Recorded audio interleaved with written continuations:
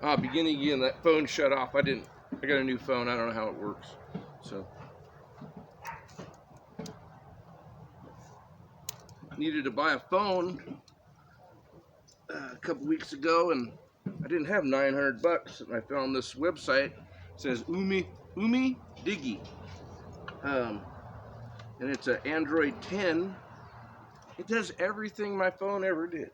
Like, I think it's actually better, but it's shutting off on me right now. So what I did is clean the hair that we left on the deer. We should have got it all in the field, but it was freezing cold. It was the bottom of a canyon, and we had to take apart this deer. So I'm going to take off this outside edge of this just by trimming and I'll get all the little pieces of hair and the nasty parts you don't want to eat.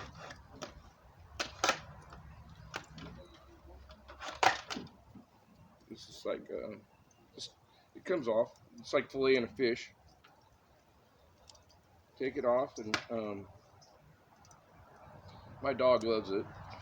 I got a little, her name's Bella, and she's a little Pomeranian, and she can smell this. Every time I cut open a deer, she loves it.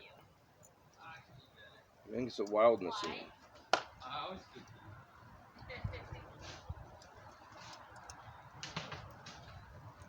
Anyway, so I'm just trimming this all off, cleaning it all up.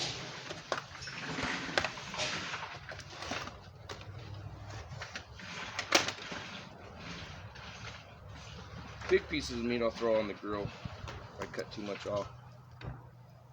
But all I'm trying to do, this is in the freezer, where we didn't have time to cut it up, and it was frozen from Idaho. And the only thing that I see that maybe that's about as freezer burned as it gets. Not real freezer burned, but a little bit dried out. But for the most part, it's pretty good.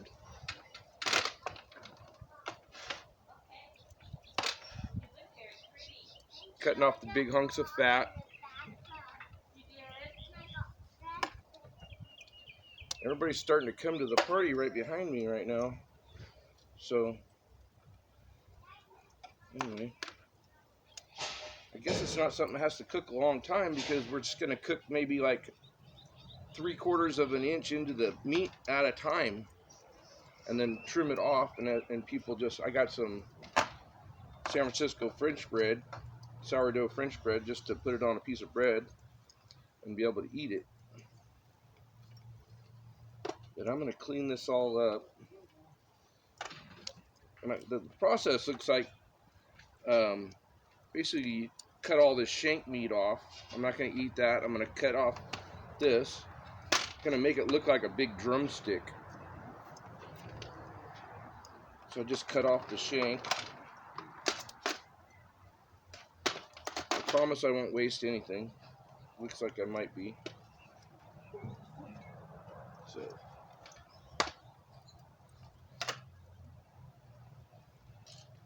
I thought maybe this was ruined, but it's not. Perfectly okay. Oh, the little Annie, she's down here. You can't see her, but she's a little Chihuahua. She's already sniffed this out. Here, you want some? Well, she likes it too. I think those the wild creation dog food, I think that they got onto something. I think animals like this wild meat. Like, I like it too. I'm sure this is gonna be good.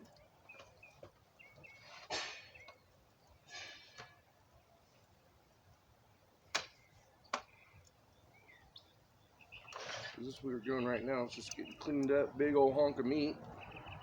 Probably, I don't know, maybe 15, 17 pounds maybe. Like a big goose.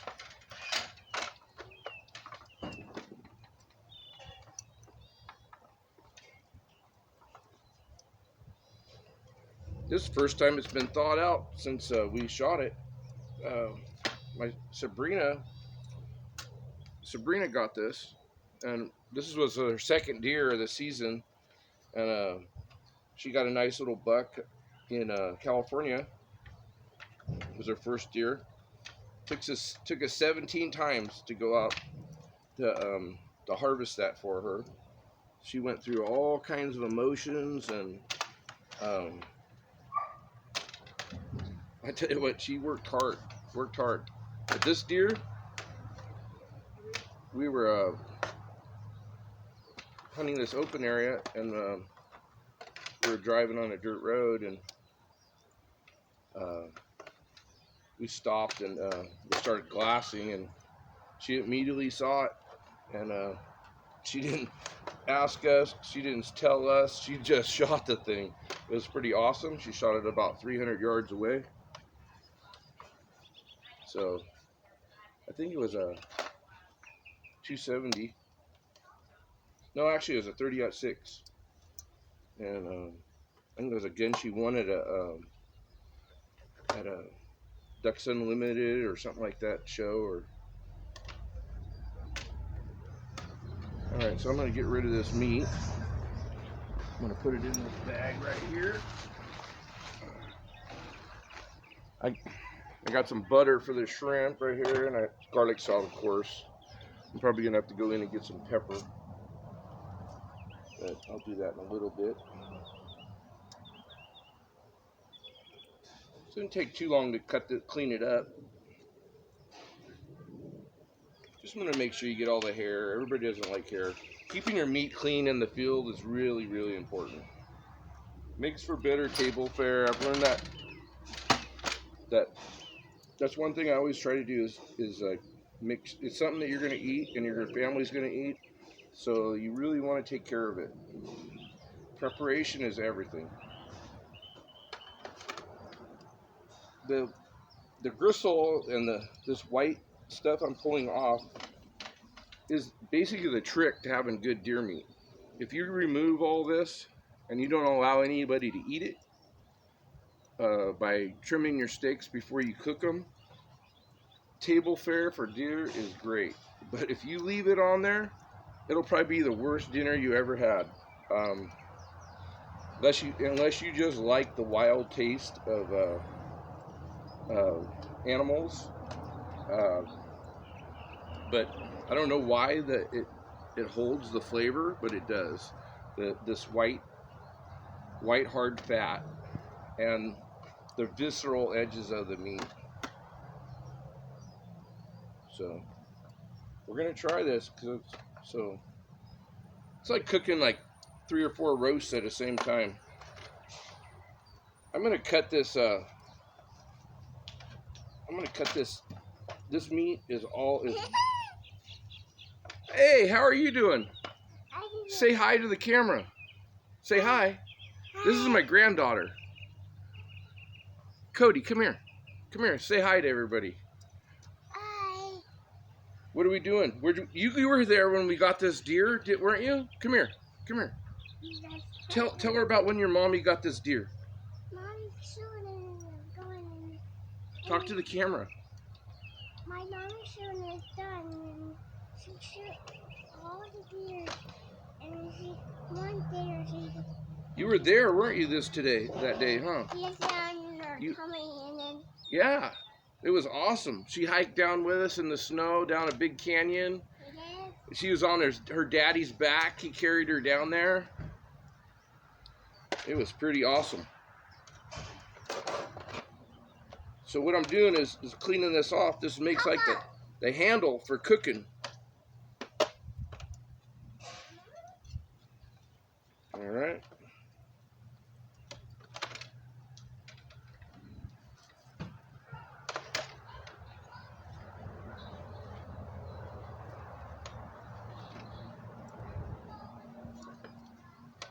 I'm gonna bust this part off of there. I think it looks better. Looks like a giant drumstick that you're turning.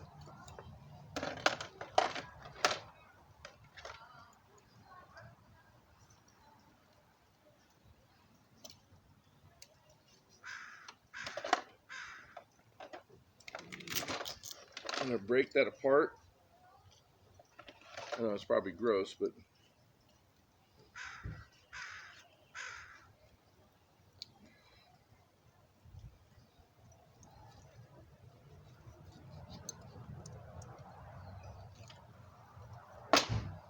All right. So I'm gonna get rid of this meat. This terrible meat. Not terrible.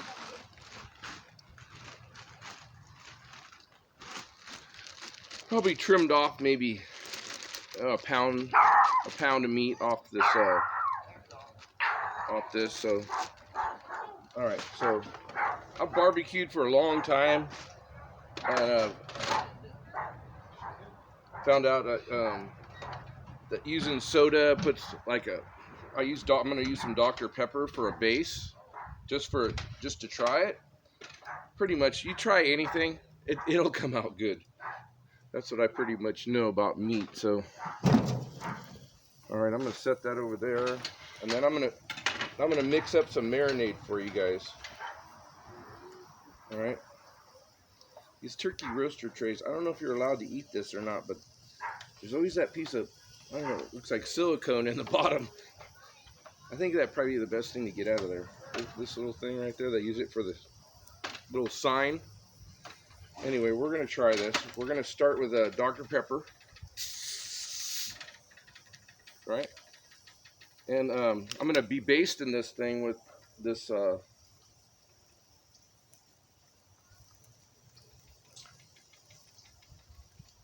try to heck with it. I'll just pour the whole thing in there. Well, I'm going to leave some so I can drink it. I'm not supposed to have any sugar. I'm really messing up. Oh well. All right. Hey, I wanted to just say, I started a fire today. I went over to Walmart, picked up some mesquite, like wood chips. They're like more like wood, not briquettes. And I saw this all natural, clean fuel, won't make your food stink. And so anyway, I when I put it on the fire, it must be it's from, let's see, it's from Georgia somewhere.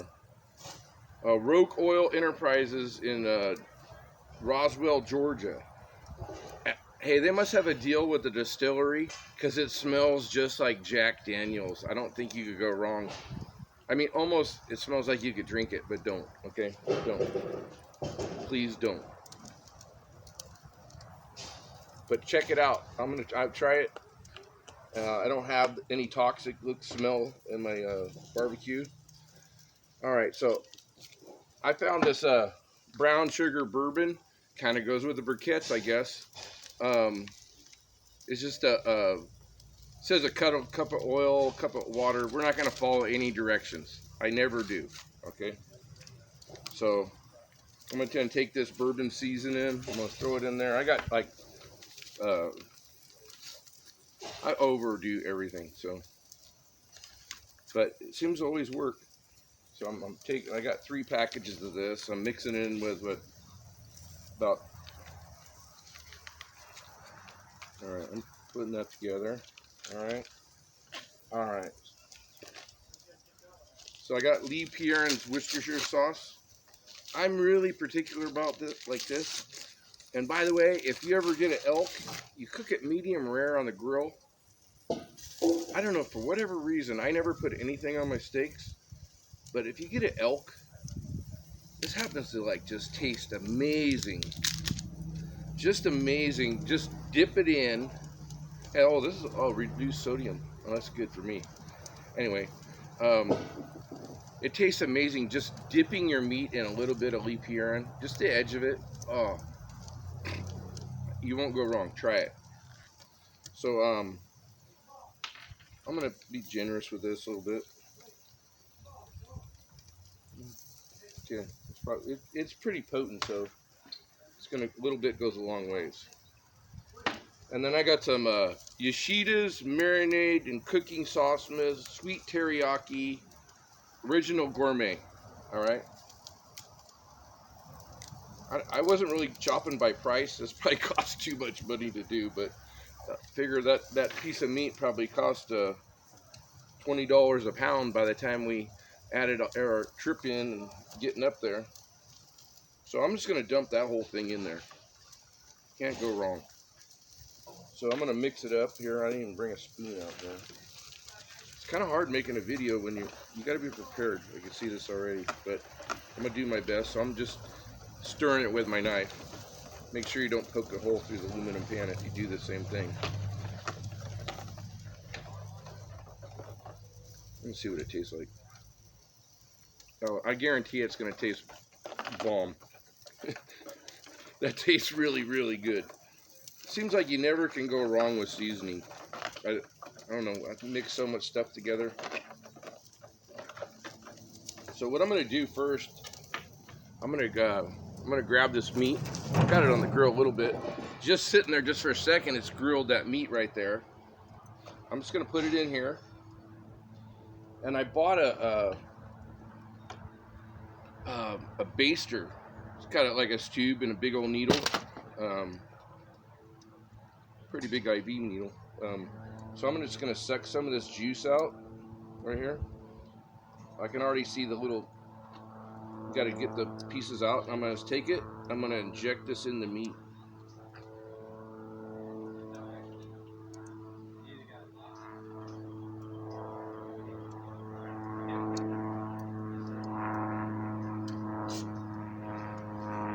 The little seasoning's getting in the way.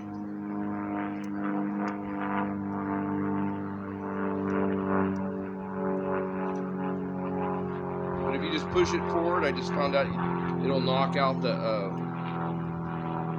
wow, it just swells that meat right up.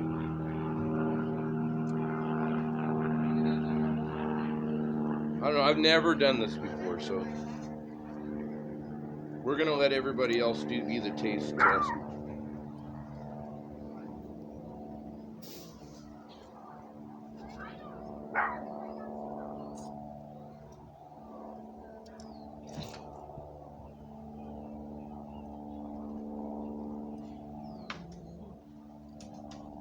Well, it makes it twice as big.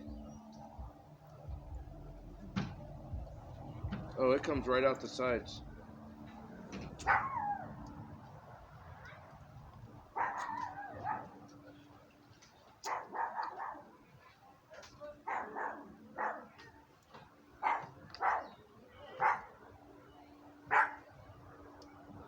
I'm gonna flip it over here.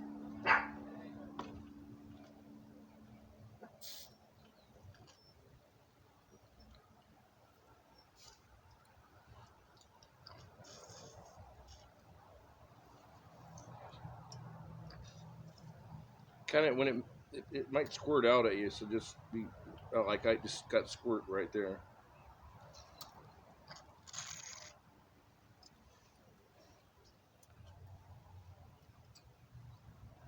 I don't think I've ever injected anything before. I used to be a